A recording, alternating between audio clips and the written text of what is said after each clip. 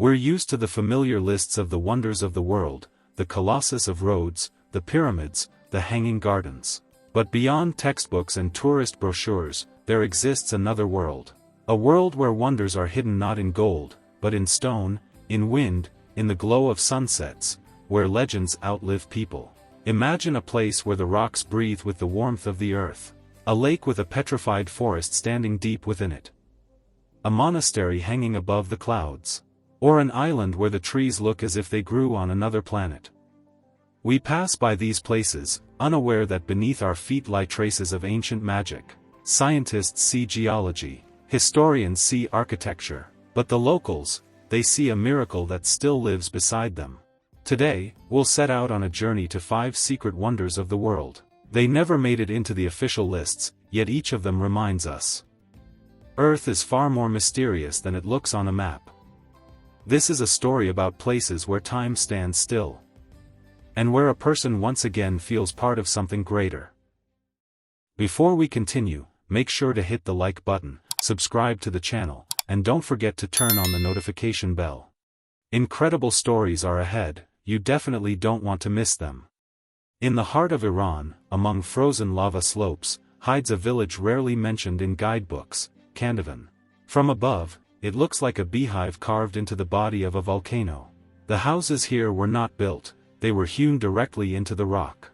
People live inside the mountain, as if the earth itself shelters them from the winds of time. Historians say the first settlers were refugees fleeing Mongol invasions. They found refuge in the lava formations of the ancient Sahand volcano and turned them into homes. 7 centuries have passed, and Kandovan is still alive. In these stone cells there is electricity, water, even internet. Yet the atmosphere feels as if it belongs to another world. Inside the caves, the air is warm in winter and cool in summer. Scientists call it natural climate control, but the locals say it simply. The mountain knows how to take care of its children. It's believed that every stone here remembers the hands that carved it, and keeps their breath alive. When you enter Kandovan at sunset, the sun rests on the rock peaks, as if bringing them to life. And in that moment, it feels as though the village breathes. As if the mountain itself were a living being, watching those who dared to step inside its heart. High in the mountains of Kazakhstan, more than 2,000 meters above sea level, lies a lake that seems to have been created not by nature, but by the imagination of an artist. Kandy, the ghost lake, where dead spruce trunks rise straight out of the water. They stand upright, as if still growing beneath layers of ice and time. Centuries ago, an earthquake struck this valley. Water from mountain streams flooded it, swallowing a dense forest. What should have been an ending instead became a miracle. Under the water, the branches of the trees remained perfectly preserved, the cold held them still, almost frozen in time. Even after a century, the bark has not decayed, and the water beneath the surface remains clear as glass. When you look down, it feels as if you're gazing at a frozen moment in time. No bubbles, no sound, only silence and the ghostly outlines of trees sinking into the depths. Divers who descend here say they feel a strange presence below, as if the forest itself is breathing. Local legends claim that if you stare long enough into Kandy's reflections, you can see the past. Someone who once stood on this very shore centuries ago. Or perhaps yourself, the way you were before the world became too loud. Lake Kandy is a mirror of time. It reminds us that even destruction can give birth to a new, strange, yet beautiful, form of life. Imagine standing on the edge of a sheer cliff. Beneath you, clouds, and the wind sings ancient prayers. Here, at nearly 3,000 meters above sea level, clings Taksang Monastery, which in translation means, tiger's nest. This sacred place in Bhutan feels as though it was created not by humans, but by the mountain spirits themselves. According to legend, in the 8th century, the great teacher Padmasambhava flew here on the back of a tigress. He meditated in a cave where the monastery now stands and defeated the demons that lived within the cliffs. Since then, the place has been considered holy. They say that anyone who spends even one night here in silence will hear not the wind, but the mountain's own breath.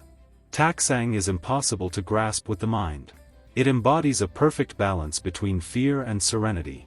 Every stone here is a trial. You can reach it only on foot, along narrow paths that lead straight into the clouds. But once you reach the top, an overwhelming calm embraces you. From afar, the monastery seems to float in the air, like a vision. White walls cling to the rock, golden roofs shimmer in the sunlight, and the faint sound of bells drifts through the windows.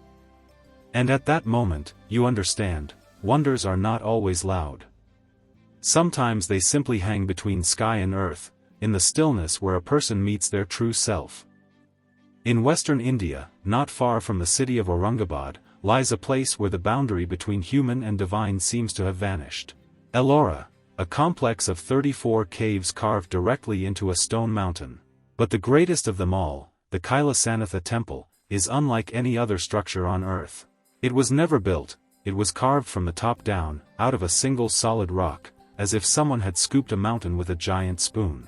More than 200,000 tons of stone were removed entirely by hand, no cranes, no explosives, no modern technology. Only hammers, chisels, and sheer determination. Even today, scientists still debate how such a feat was possible. Modern engineers admit they could hardly reproduce such precision. Inside are dozens of halls, statues, and columns, all perfectly symmetrical. But what's most striking is the feeling that the stone itself is alive. Light glides across the walls, and the faces of the gods seem to shift, as if watching you. Tourists describe it as the presence effect. The monks say, this is not a temple made of stone. It is the mountain's own breath, turned into prayer. When you stand before the entrance to Kailasanatha, you can't help but feel awe. You realize that humankind is capable of creating wonders that rival nature itself. And perhaps that's why the ancients built, not for glory, but to come closer to eternity. In the middle of the Indian Ocean, between Africa and the Arabian Peninsula, lies a place scientists call the last extraterrestrial territory on Earth. Socotra, an island where every plant and every creature looks like it came from another universe. Here grow the legendary dragon's blood trees, their branches spread like open umbrellas, and their sap runs a deep, blood-red color. They are over 20 million years old, found nowhere else on the planet. When you walk through their groves, the shadows on the ground form patterns that resemble constellations. As if the island itself were drawing maps of other worlds. Scientists say Socotra is a living museum of evolution. But the locals believe something different, that the island stands on the border between worlds. At night, the stars hang so low you could almost touch them. And the wind sings like a melody through which the earth remembers its ancient roots. Socotra reminds us that you don't have to look to distant galaxies to find miracles. Sometimes, they live on a small island where time forgot to move forward. And if you listen closely, you can still hear the planet whisper, "I'm still alive." If you enjoyed our video, don't forget to give it a like, subscribe to the channel, and hit the bell so you won't miss any of our upcoming videos. There's a lot of exciting content ahead.